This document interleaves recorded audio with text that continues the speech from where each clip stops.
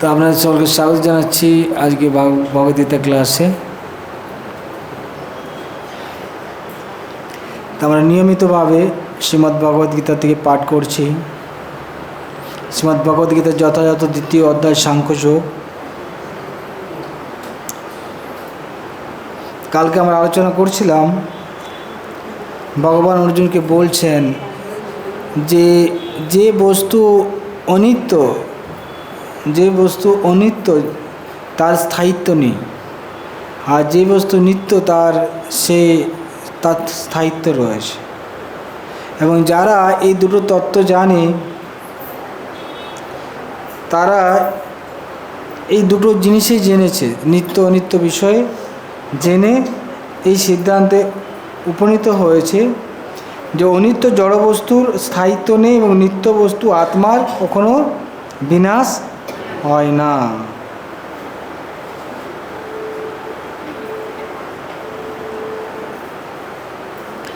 তাই আমরা যদি তত্ত্ববেত্তা হই তাহলে কি হবে, আমরা তাহলে শোক করব না।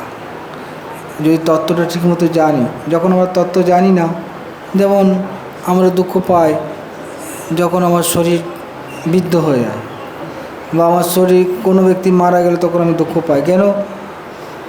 আমরা জানি না যে শরীরটা অনিত্য, শরীরটা একদিন মৃত্যু হবে, স্থায়িত্ব নেই। তাহলে আমরা যদি জানি তাহলে শোক হওয়ার কোনো কারণ নেই। আবার আত্মার কোনোদিন মৃত্যু হবে না, কিন্তু আমরা মনে করছি যে ব্যক্তির মৃত্যু হয়ে গেল, কিন্তু প্রকৃতপক্ষে আত্মার কোনো মৃত্যু নেই।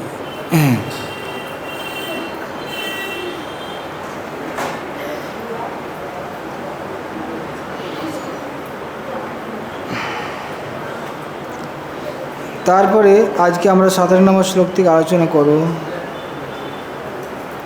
অবিনাশী তু তদ্বিদ্ধি যেন সর্বমিদং ততম বিনাশমব্যয়স্য ন কশ্চিৎ কর্তুমর্হতি। অবিনাশী তু তদ্বিদ্ধি যেন সর্বম ইদং ততম।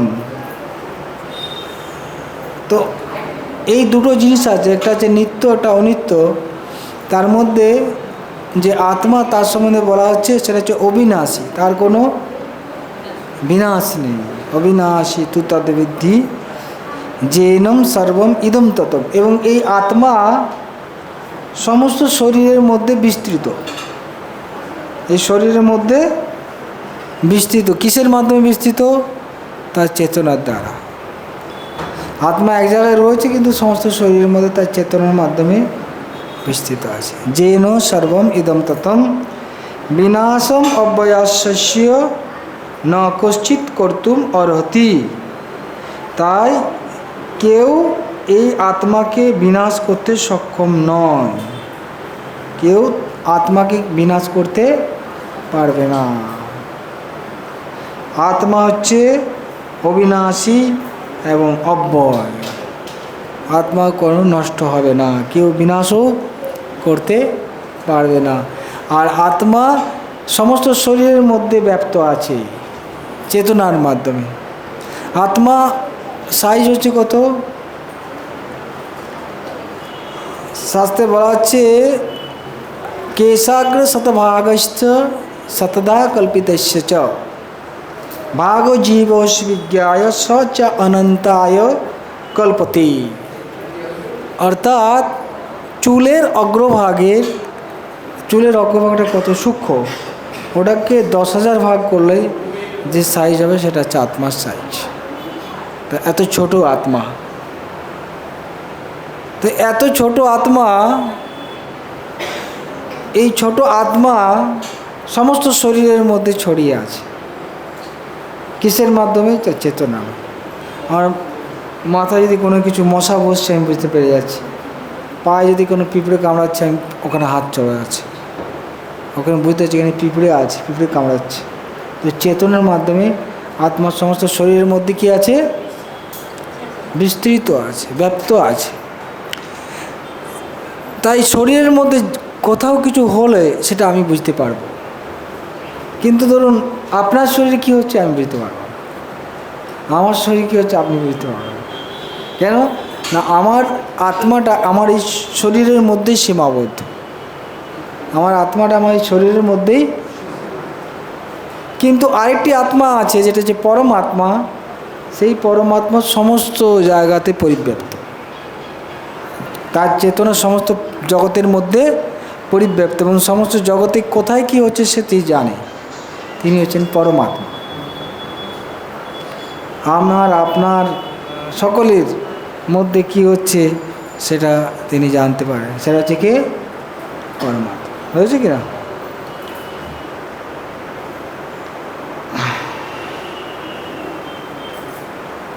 এই শোকে আরও স্পষ্টভাবে সমগ্র দেহে ব্যাপ্ত আত্মার প্রকৃত স্বরূপ ব্যাখ্যা করা হয়েছে।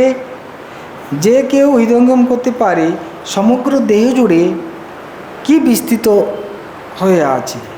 আমাদের সমস্ত শরীর জুড়ে কি বিস্তৃত আছে? সমস্ত শরীরের মধ্যে কি আছে?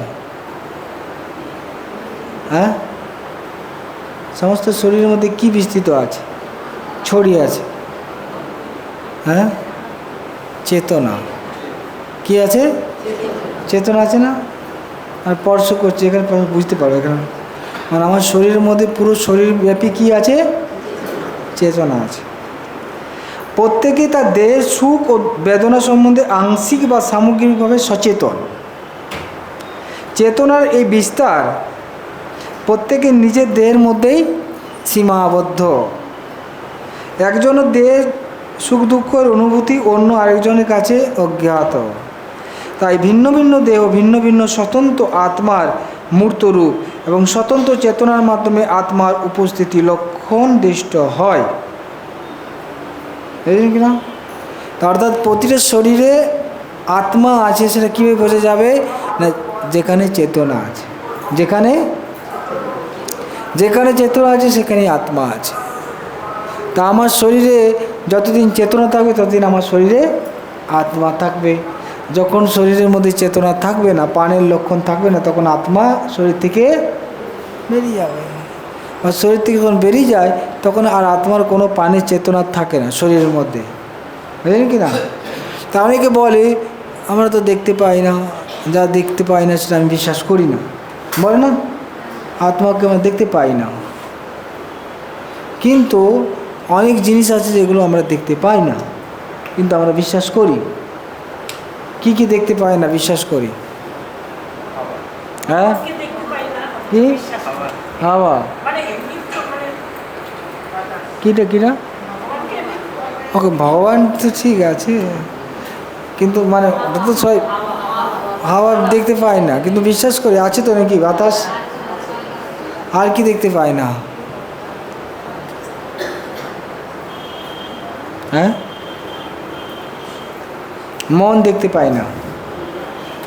মন দেখা যায়? আপনার মন দেখা যায়? বুদ্ধি দেখা যায়? আছে না নেই? কি করে বুঝতে পারি যে এই ব্যক্তির মন আছে বা এই ব্যক্তির বুদ্ধি আছে? কীভাবে বোঝা যাবে? হ্যাঁ হ্যাঁ, কী উপলব্ধি দেখা যায় যে মানুষের বুদ্ধি আছে? কীভাবে বোঝা যাবে? হ্যাঁ, কথার মাধ্যমে। কথার মধ্যে বোঝা যায় ব্যক্তিটা বুদ্ধিমান না এই ব্যক্তি মূর্খ, এই ব্যক্তি জ্ঞানী, না কি বোঝা যায়? কথার মাধ্যমে, ঠিক না? বা তার বুদ্ধিদীপ্ত চেতনা, বুদ্ধিদীপ্ত ভাবনা, বুদ্ধিদীপ্ত কার্যকলাপ, এগুলোর মাধ্যমে বোঝা যায় ব্যক্তি হচ্ছে বুদ্ধিমান। তো সেরকমভাবে এখানে আত্মা রয়েছে, সেটা কীভাবে বোঝা যাবে? আত্মা আছে তার প্রমাণটা হচ্ছে কি? চেতনা। আত্মার প্রমাণটা হচ্ছে কি? চেতনা। তাই যেখানেই চেতনা সেখানেই আত্মা আছে। বুঝেছি? আমরা আত্মাকে দেখতে পাই না, কিন্তু চেতনার মাধ্যমে বুঝতে পারি যে এখানে আত্মা আছে। তার জন্য এই শরীরের মধ্যে চেতনা রয়েছে। যখন চেতনা শেষ, আত্মাও সেখান থেকে বেরিয়ে যায়। বোঝা গেল কি? সেটা এখানে বলা হচ্ছে।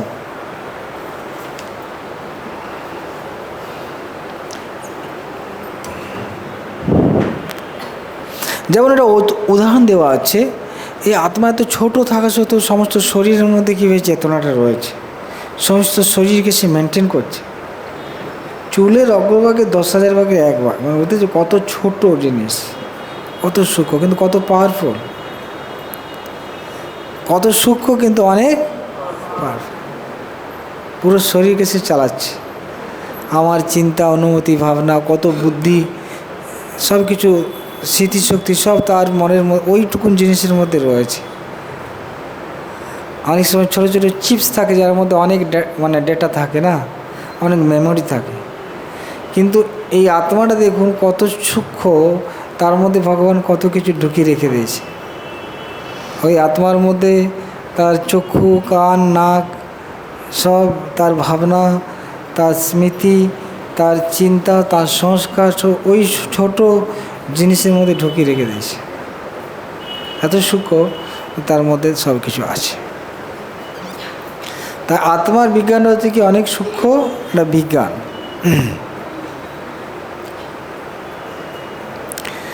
তো এখন আত্মা যেখানে চেতনা আছে সেখানে আত্মা আছে। যখন মানুষের চেতনা চলে যাচ্ছে তখন তাকে মৃত বলা হচ্ছে, আর যখন সে মৃত হয়ে যাচ্ছে সেখানে আপনি কোনো কেমিক্যাল দ্বারা, রাসায়নিক বিক্রিয়া দ্বারা আর চেতনা আপনি আনতে পারবেন না। আনতে পারবেন? কেউ মারা গেল, এখন বিজ্ঞানীকে জিজ্ঞাসা করুন কেন মারা গেল, কি বলে? কিছু কেমিক্যাল কম হয়ে গেছে নাকি, না কী জন্য মারা গেল? যদি কিছু কেমিক্যাল কম হয়তো ইঞ্জেকশন দিয়ে দিলে হলো সেই কেমিক্যালটা, তাহলে হয়ে যাবে, তখন আবার প্রাণ এসে যাবে নাকি? হ্যাঁ, আসবে? তাহলে কোনো কেমিক্যালের দ্বারা আত্মাকে আর চেতনাকে আর ফিরিয়ে আনতে পারবে না। তার মানে এটা কেমিক্যাল থেকে আসছে না, চেতনাটা আসছে এটা চেতন বস্তু থেকে, এবং সেটি হচ্ছে কি আত্মা থেকে এই চেতনাটা আসছে। তো মুন্ডকোপনিষদে বলা হচ্ছে এসো অনুর আত্মা চেতসা বেদিতব্য যস্মিন পান পঞ্চতা বিশেষ বিবেশ পানশ্চিত্তং সর্বমৌতম প্রজানাম যস্মিন বিশুদ্ধে বিভবতি এস আত্মা আয়তনে পরমাণু সদৃশ এবং শুদ্ধ বুদ্ধিমত্তার দ্বারা তাকে অনুভব করা যায়। আত্মা যে রয়েছে এই জন্য শুদ্ধ বুদ্ধিমত্তা, অশুদ্ধ বুদ্ধিমত্তার দ্বারা বুঝতে পারবে না। তাই আত্মার তত্ত্ব যারা শুদ্ধ বুদ্ধিমান, তারা শুদ্ধ বুদ্ধিমত্তা, সূক্ষ্ম বুদ্ধিমত্তা তারাই বুঝতে পারে। যাদের মাথাটা মোটা তারা বুঝতে পারবে না, অশুদ্ধ বুদ্ধি আছে তারা বুঝতে পারবে না। এটা কথায় বলা আছে, উপনিষদে বলা হয়েছে, বুঝেছেন কি না? পরমাণু সদৃশ এই আত্মা পঞ্চবিধ বায়ুতে ভাসমান থাকে। আত্মা যখন এই পঞ্চবিধ বায়ুর কলুষিত প্রভাব থেকে পবিত্র হয় তখন অপ্রাকৃত প্রভাবের প্রকাশ হয়। আত্মার 5টা বায়ু আছে, প্রাণ, অপান, ব্যান, সমান এবং উদান। এই 5 প্রকার বায়ু আছে এবং 5 প্রকার বায়ুর আলাদা আলাদা কাজ। নিঃশ্বাস নিচ্ছি, নিঃশ্বাস ছাড়ছি। কিছু বায়ু আছে আমাদের খাদ্যগুলোকে সমান করে বা সেটার মধ্যে হজম করতে সাহায্য করে, বুঝলেন কি না? তো এই যে বায়ুগুলো আছে, বায়ুর মধ্যে আত্মা থাকে এবং এই বায়ুর মধ্যেই বদ্ধ থাকে। আত্মাকে বায়ু বেঁধে রাখে। কে বেঁধে রাখে? সেই জন্য যখন কেউ মারা যায় তখন কি বলা হয়? শেষ নিঃশ্বাস ত্যাগ করেছে, প্রাণ বায়ু বেরিয়ে গেছে, প্রাণ বায়ু বলে না, প্রাণ বায়ু ত্যাগ করেছে, মানে আত্মা ওই প্রাণ বায়ুর সাথে কানেক্টেড থাকে। তো যারা হঠ যোগী তারা কি করে? এই প্রাণায়াম করে আত্মাকে এই পঞ্চবায়ু থেকে মুক্ত করে নেয়। তার নিজের ইচ্ছা মতো যে কোনো জায়গায় আত্মাকে নিয়ে চলে যেতে পারে, সে যে লোকে চিন্তা করে সেখানে নিয়ে চলে যেতে পারে। তার যে হঠ যোগী যারা সব এই যে সমস্ত বায়ুকে কন্ট্রোল করতে পারে প্রাণায়ামের দ্বারা, তারপরে তারা এই সিদ্ধি লাভ করতে পারে।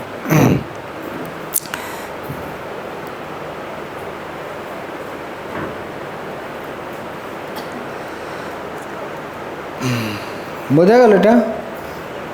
এরপর 8টা বলছি, 8 নম্বর শ্লোক।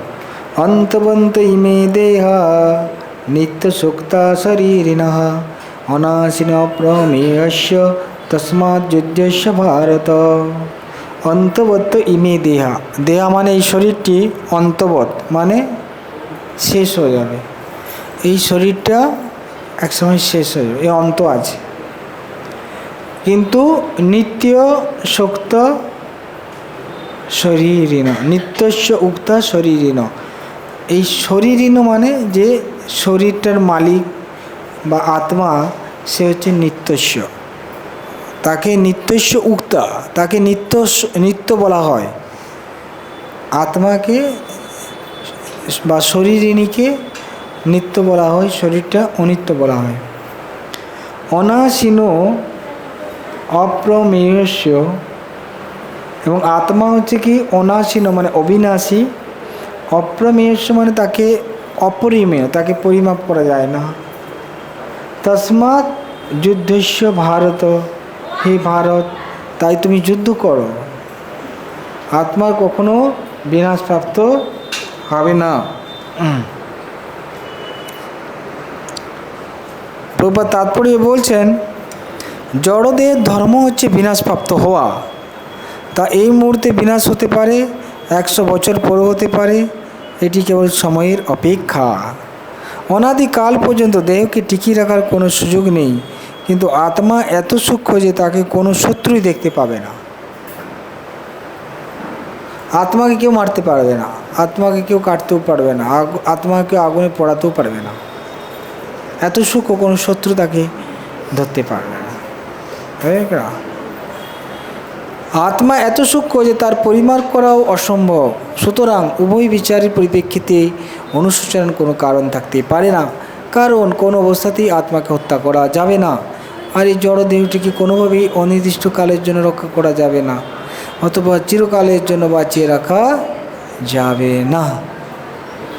তাই আমাদের ধর্মনীতি মেনে যুদ্ধ করা উচিত। তাই শরীরটাকে বাঁচিয়ে রাখা যাবে না চিরদিন, আর আত্মারও মৃত্যু হবে না, তাই শোক করার কি আছে? শরীরটার জন্য আমি শোক করছি, শরীরটা তো সবসময় বেঁচে থাকবে না, আপনি যতই চেষ্টা করুন বাঁচিয়ে রাখতে পারবে না। একটা বহু ধনী ব্যক্তি ছিল, সে অনেকগুলো সায়েন্টিস্টকে রেখেছিল, তাদের রিসার্চ করছিল। সে রিসার্চ করছে কি না, এমন একটা কিছু ওষুধ আবিষ্কার করুক যাতে মানুষ ওটা খেয়ে বেঁচে থাকতে পারে। তো অনেক রিসার্চ, তার অনেক কোটি কোটি টাকা আছে, অনেক রিসার্চ করছে, সায়েন্টিস্টদের লাগিয়ে দিয়েছে, রিসার্চ করছে, অনেক টাকা খরচা হয়ে গেছে। তারপর দেখা গেল সেই ব্যক্তি মারা গেছে, সেই ব্যক্তি প্রায় মরণমুখ। তখন বলে আমি মরে যাবো, তো এত রিসার্চ করে কি হলো? ওষুধ বেরিয়েছে, বলছে এখন বেরোয়নি, মনে অনেকটা চলে এসছে, শেষ মাথায় এসে গেছে, রিসার্চের শেষ মাথায়। আমরা কিছুদিন পর এটা ওষুধ খাইয়ে দিলে মানুষ বেঁচে যাবে, নিত্য অমর হয়ে যাবে, আর মরবে না, ওই তাড়াতাড়ি করো আবিষ্কারটা। তারপরে দেখা গেলো ব্যক্তি মারা গেছে। তাই কী হলো? ব্যক্তি। তো এখন সায়েন্টিস্টরা বলছে কি, আমরা ওষুধটা খুব তাড়াতাড়ি বের করে দেবো, একে একটু বাঁচিয়ে রাখতে, মানে এইভাবে ওর শরীরটাকে রাখতে হবে, তাহলে আবার ওষুধ পেলে আবার ইম্পোর্ট করে দেবো, বাস বেঁচে যাবে। ওকে কী করছে, এবারে ফ্রিজের মতো জায়গা, বেশ ঠান্ডা জায়গাতে শরীরটাকে করে রেখে দিয়েছে, ওখানে ঢুকিয়ে রেখেছে যাতে নষ্ট না হয়, মানে একদম হিম ঘরের মতো করে দিয়েছে, যেন নষ্ট হবে না কোনো অঙ্গ। তো এই অবস্থায় আছে 1 মাস, 2 মাস, 3 মাস, 4 মাস, 5 মাস, ওরা তো ধোকা দিচ্ছে। সায়েন্টিস্টরা কী হচ্ছে, টাকা নিচ্ছে ওর কাছ থেকে, রিসার্চ করছি, বুঝলেন কি না? ওদের রিসার্চ করার নাম করে ওদের কাছ থেকে অনেক টাকা নিচ্ছে, কিন্তু ও কোনো রেজাল্ট বেরোবে না। এই সম্বন্ধে একটা গল্প আছে, ওই আমার মনে হয় বীরবল আর ওনার সাথে কি ছিল, বীরবলের সাথে আকবর বলছে আমার নিয়ে একটা মহাভারত লিখো, আমার নিয়ে, মানে আমি মহাভারতে হিরো হব, বুঝলি কিনা, এরকম একটা মহাভারত রচনা করো। বীরবল বলে হ্যাঁ হয়ে যাবে। বীরবল বলছে কি হয়ে যাবে, কত টাকা দিতে লাগবে? আমাকে 5 লাখ টাকা দিন। ঠিক আছে 5 লাখ টাকা নিয়ে চলে যাও, আমি হিরো, ঠিক আছে, মহাভারত এবার লিখো। ও লিখছি মহাভারত, লিখতে লিখতে লিখতে লিখতে অনেক দিন হয়ে গেছে, তাও আসছে না। কী হলো বীরবল, তুমি বলছিল হয়ে যাবে, মহারাজ আর একটু টাকা লাগবে, কাজটা শেষের মাথায়। তো বললো আর কত লাগবে, আরও 3 লাখ টাকা দেন। আবার 3 লাখ টাকা নিয়ে গেছে। কতদিন লাগবে, 15 দিনের মধ্যে হয়ে যাবে। 15 দিন হয়ে গেল, বীরবল আসছে না। এবার কী হলো, তোমার টাকা দিলাম, তুমি বললে 15 দিনের মধ্যে হবে। মহারাজ বলে একটু অল্প বাকি আছে, আর অল্প বাকি আছে। কি বাকি আছে? মহারাজ একটা বিষয় আছে, সেটা আপনাকে বলতে হবে, আমি তো সেটা বলতে পারছি না, আপনাকে ইনফরমেশনটা দিতে হবে। কী ইনফরমেশন? বলছে দেখুন, মহাভারতে হিরো ছিল অর্জুন, মহাভারতে হিরো ছিল কে? অর্জুন ছিল, ঠিক আছে না? তা আপনাকে ওই রোলটাই বসানো হয়ে গেছে, ঠিক আছে। কিন্তু বিষয় হচ্ছে কি, ওনার স্ত্রী যে ছিল, ওনার আরও 4 জন স্বামী ছিল। তা এখন আপনার পত্নীর আর 4 জন স্বামীর নাম বলুন, তাহলে কমপ্লিট হবে।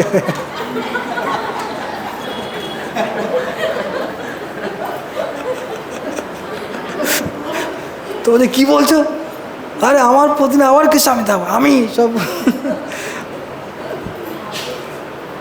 বলছে মহারাজ দেখুন, রামায়ণ তো এরকম, মহাভারতে এরকম, পঞ্চপাণ্ডব ছিল, দ্রৌপদীর পত্নী, দ্রৌপদীর 5 জন পতি ছিল, স্বামী ছিল। তা আপনিও তো ধরুন হিরো হতে চাইছেন, তা আপনারও তাহলে যে পত্নী তারও 4 জন থাকা উচিত, তাদের নাম নাহলে তো মহাভারত হবে না।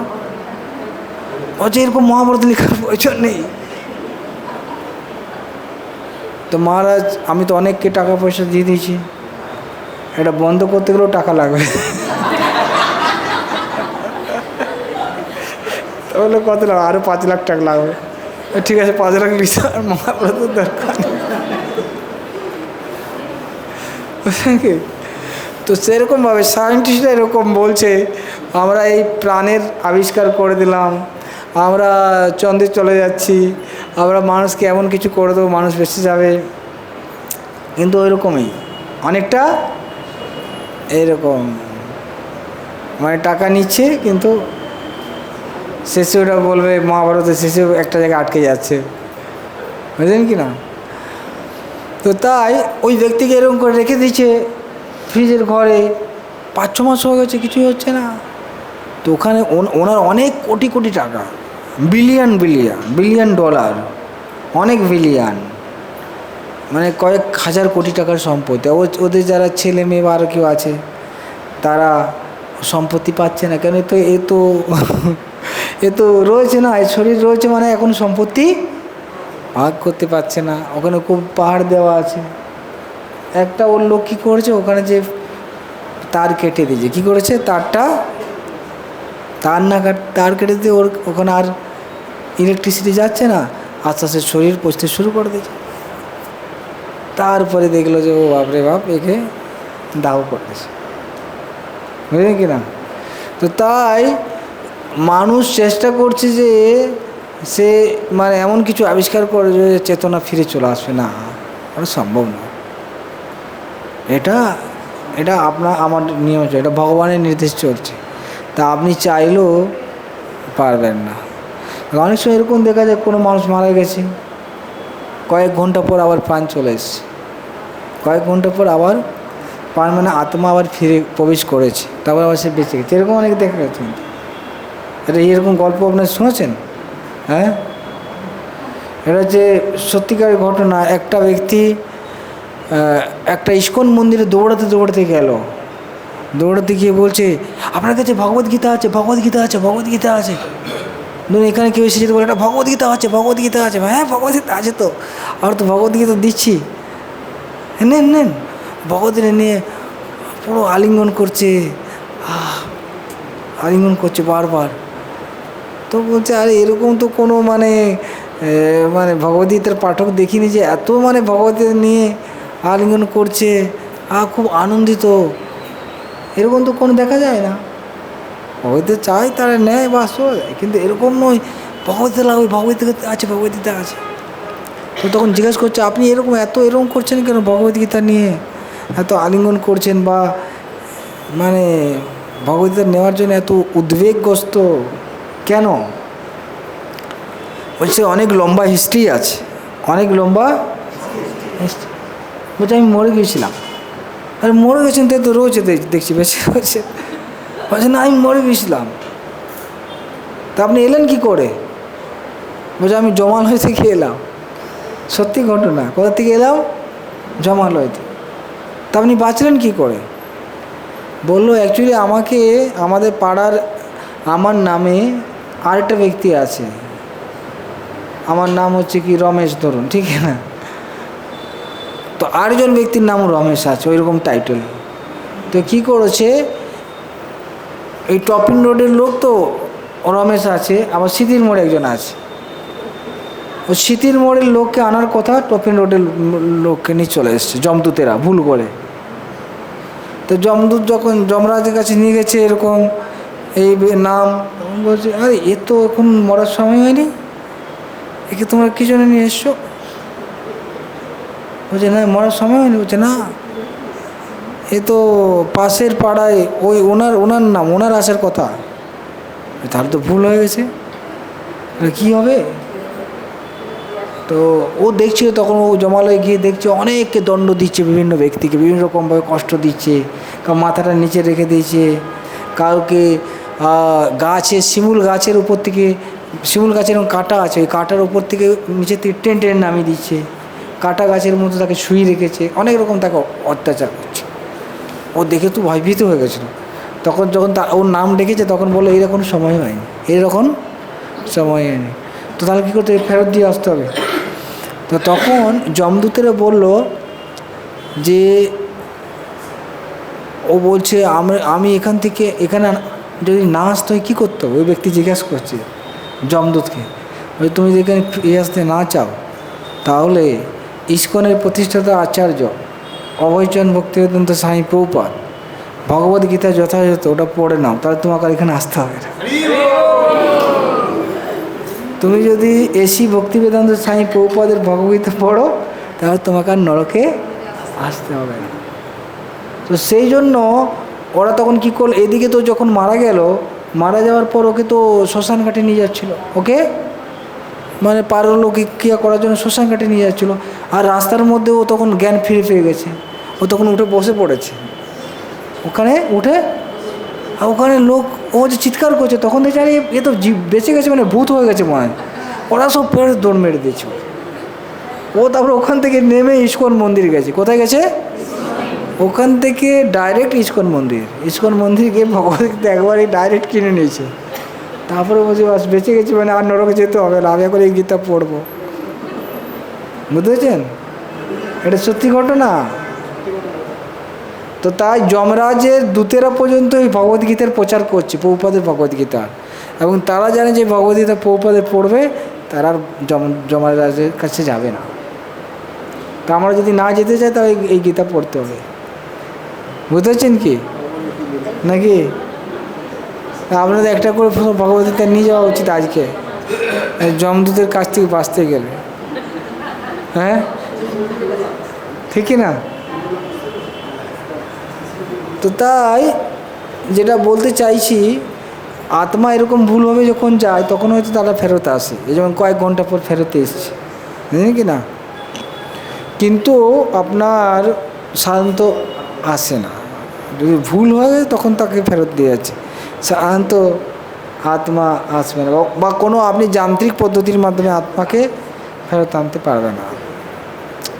যেমন আছে নিয়ার ডেথ এক্সপিরিয়েন্স, এনডি, ঠিক না? নিয়ার ডেথ এক্সপিরিয়েন্স মানে অনেকে মানুষ মারা যাচ্ছে সেই রকম সময় তার এক্সপিরিয়েন্স হয়েছে, ঠিক না? আউট অফ বডি এক্সপিরিয়েন্স এরকম আছে কিছু, যারা শরীরের বাইরে গিয়েও তারা দেখে। অনেক সময় দেখা গেছে কোনো মানুষের বিশেষ অপারেশন হচ্ছে, ও সব কিছু দেখছে, ও আত্মা বাইরে বেরিয়ে আছে, ও দেখছে কী অপারেশন করছে তার শরীরের মধ্যে, বুঝলেন কি? তারপরে যখন অপারেশন হয়ে যায় তখন আবার শরীরের মধ্যে প্রবেশ করছে, এবং সে বলছে কী কী করেছে সব বলে দিচ্ছে, কীভাবে ডাক্তাররা কাটছিল, এই করছিল সেই করছিল, তারা সব বলে দেয়। নিয়ার ডেথ এক্সপিরিয়েন্স এটাও আছে, অনেকে মৃত্যু মুখে হয়েছে তখন তার এক্সপিরিয়েন্স হয়। তো আউট অফ বডি এক্সপিরিয়েন্স এরকম একটা ঘটনা আছে। একটা ব্যক্তিকে এতে নিয়ে গেছিলো হাসপাতালে, ভর্তি ছিল অনেক দিন ধরে।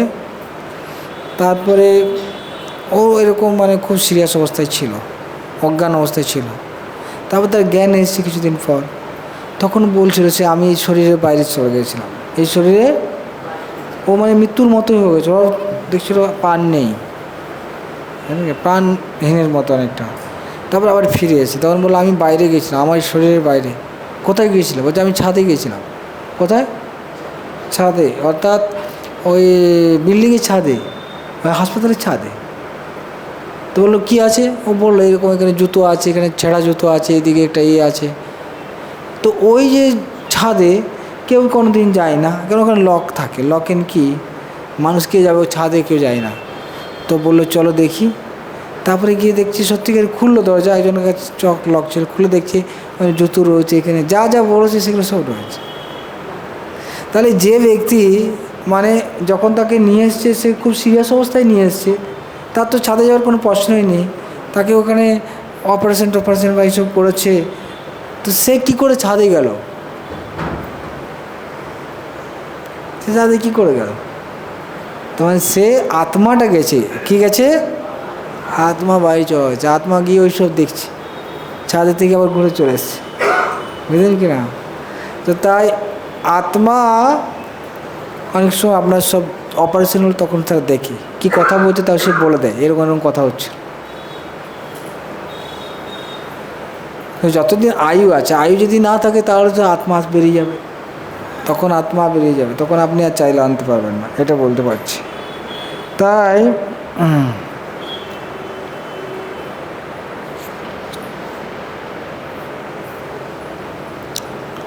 হ্যাঁ, এখানে বলা হচ্ছে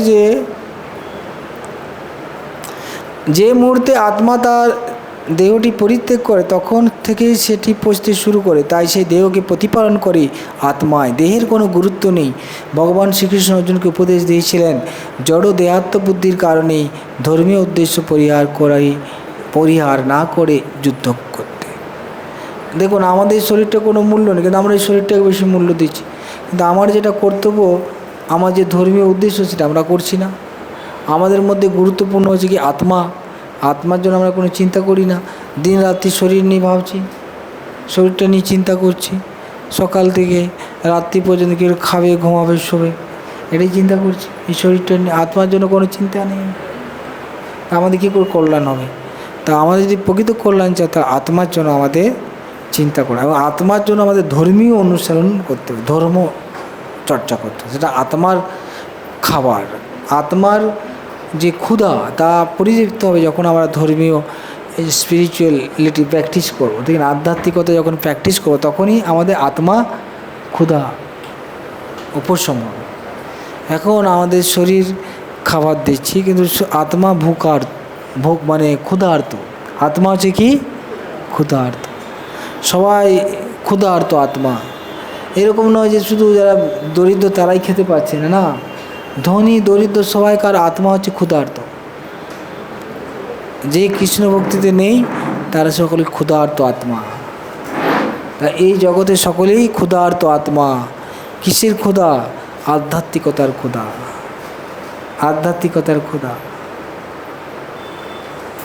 বুঝলেন কি না?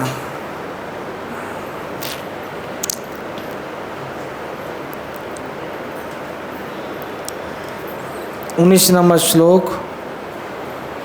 ज एनं वेत्ति हन्तारं यश्चेनं हन्यते हतम् उभौ तो न विजानीतं नायं हन्ति न हन्यते। ज एनं वेत्ति हन्तारं, যে এনম এই, যিনি এই আত্মাকে, হন্তারম ব্যক্তি জানে যে এই আত্মা হচ্ছে হত্যাকারী, এই ব্যক্তি হচ্ছে হত্যাকারী। যশ্চৈনম মন্যতে হতম, এবং যে ব্যক্তি মনে করে যে এই ব্যক্তি নিহত হয়েছে, উভৌ তো ন বিজানীতম, এই দুজনের কেউ জানে না। কেউ প্রকৃত জ্ঞানী নন, প্রকৃত তত্ত্ব জানে না। কারণ আত্মাকে হত্যা করা যায় না বা আত্মা কারো দ্বারা নিহত হয় না। বুঝছে? বলতে পারবে না এই ব্যক্তি হত্যা করেছে। যদি বলে এই ব্যক্তি হত্যা করেছে, এটা ভুল কথা। কেন? আর বলতে পারবে না এই ব্যক্তি নিহত হয়ে গেছে, এটা বলাটা ভুল। কেন? আত্মাকে কেউ হত্যা করতে পারে না। তা যদি আত্মাকে হত্যা করতে পারে না, তাহলে তার হত্যাকারী কী করে থাকতে পারে? হয়েছে কি না? যাকে হত্যা করা যাবে তবে না সে হত্যাকারী হবে। আত্মাকে তো হত্যা করা যায় না, তাহলে কেন বলছে এ হত্যা করেছে? হয়েছে? বা এই ব্যক্তি নিহত হয়েছে, নিহত হতে পারে না। আত্মার মৃত্যু নেই, আর আত্মা কেউ হত্যাও করতে পারে না। তাই অর্জুন বলছে না আমি এদের সকলকে মেরে ফেলবো, আমার পাপ হবে। বা তো ভগবান বলছে তুমি কাউকে হত্যা করতে পারবে না, কেউ হত্যাও হবে না, কেন আত্মার মৃত্যু নেই। তা তুমি কী করে হত্যা করবে? বুঝেছে কি? হ্যাঁ, বুঝেছে? তার বলতে পারে ঠিক আছে, তা আমরা পশু হত্যা করবো। হ্যাঁ নাকি?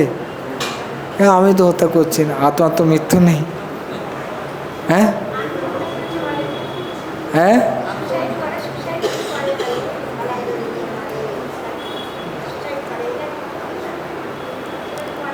মরবে না, আত্মা তো মরবে না। আত্মা তো সে আটটা শরীরে যাবে, বা সে যখন সে আত্মহত্যা করে শান্ত শরীর পাবে না, নষ্ট করছে শরীর।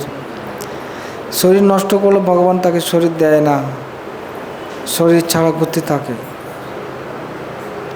যেমন ধরুন আপনি আপনার ছেলেকে একটা বাইক কিনে দিয়েছেন, ও বাইকটা নিয়ে রাফভাবে চালাচ্ছে, ভেঙে দিল, আপনি তখন বাইক দেবেন? দেবেন আর বাইক? কেন? উল্টা পাল্টা চালিয়ে গাড়িটা ভেঙে দিয়েছে, আর যাও তোমাকে আর বাইক দেবো না, যেমন ঠিক মতো ব্যবহার করছো। সেরকমভাবে ভগবান এই শরীরটা দিয়েছে আমাকে ব্যবহার করার জন্য, আমি সেটাকে নষ্ট করে দিচ্ছি, তা বলে তোমাকে এখন গাড়ি দেবো, বাইক দেবো না। এই শরীরটা হচ্ছে গাড়ির মতো, বাইকের মতো। এই শরীরটার যন্ত্র, ভগবানের যন্ত্রটা দিয়েছে আমাদের চালাবার জন্য, এতদিন তুমি চালাবে। তোমাকে এই গাড়িটা কিনে দিয়েছি, তুমি 50 বছর 60 বছর চালাবে, ঠিক আছে? 50 বছর পর তোমাকে 8টা গাড়ি কিনে দেবো, 8টা নতুন গাড়ি দেবো, বুঝলেন কি না? মানে কী গাড়ি দিয়েছে ভগবান, কোন মডেলের গাড়ি দিয়ে ভগবান জানে। অনেক রকম মডেল আছে গাড়ি, সব এগুলো আমাদের একটা মডেল, আমরা বসে রয়েছি না, এক একটা গাড়িতে বসে আছে। আবার পশু পাখি এগুলো একটা মডেল, গাছের মডেল, পাখির মডেল, এরকম অনেক মডেল গাড়ি আছে। গাড়ি অনেক রকম মডেল থাকে না? গাড়ি দেবেন দুটো চক্ষু দিয়ে থাকে, লাইট থাকে, লাইটগুলো বিভিন্ন ডিজাইন থাকে, থাকে না? সেরকম আমাদের অনেক মডেল আছে। সেরকম ভগবান বলছেন ভাময় আমি যন্ত্রূঢ়ানি, হ্যাঁ, আমি জীবকে এই যন্ত্রের মধ্যে চড়িয়ে আমি ভ্রমণ করাই। ঈশ্বর সর্বভূতানাম হৃদ্দেশ অর্জুন তিষ্ঠতি ভাময় আমি সর্বভূতানি যন্ত্রূঢ়ানি মায়া। মায়ার এই যন্ত্রে, এই শরীরে চাপিয়ে আমি তাদের জীবকে ঘোরাই, বিভিন্ন শরীরে আমি ভ্রমণ করাচ্ছি। কেন? বিভিন্ন ঘুরতে চাই, বিভিন্ন শরীরে ঘুরতে চাই।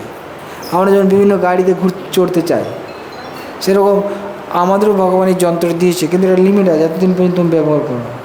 তার মধ্যে আমি ভেঙে দিলাম, তাহলে তখন আর গাড়ি দেবেন। 10 বছর তুমি ভেঙেছো, 10 বছর আগে ভেঙে দিয়েছো, 10 বছর গাড়ি পাবে না, 10 বছর পর দেবো আবার, 10 বছর পর আবার শরীর পাবে। এরকম যতদিন আয়ু থাকে তার মধ্যে ভেঙে দিলে ভুল আছে। এমনি ভেঙে গেছে ঠিক আছে, অ্যাক্সিডেন্টে ভেঙে গেছে, কিছু করার নেই, কিন্তু নিজের থেকে করা ঠিক না, বুঝলেন কি না? তাই এই শ্লোকটা আমাদের হিংসা করতে বা কাউকে হত্যা করতে অনুপ্রাণিত করছে না।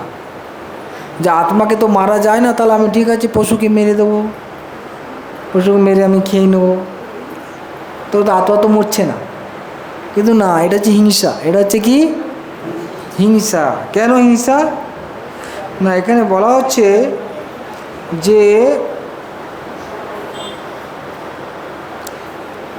এই যেমন ধরুন কোনো একটা পশুকে আমি হত্যা করে দিলাম, ওই পশুটা ধরুন 15 বছর বাঁচবে, আমি তাকে 10 বছরই মেরে দিলাম, তাহলে কী হলো? তার 5 বছরে এখন 15 বছর ধরুন ছাগলের শরীরে থাকার কথা, 10 বছরই মেরে দিলাম, তাহলে কী হবে? তাকে আবার তাকে জন্ম নিতে হবে, আবার 5 বছর ছাগলের শরীর থাকবে।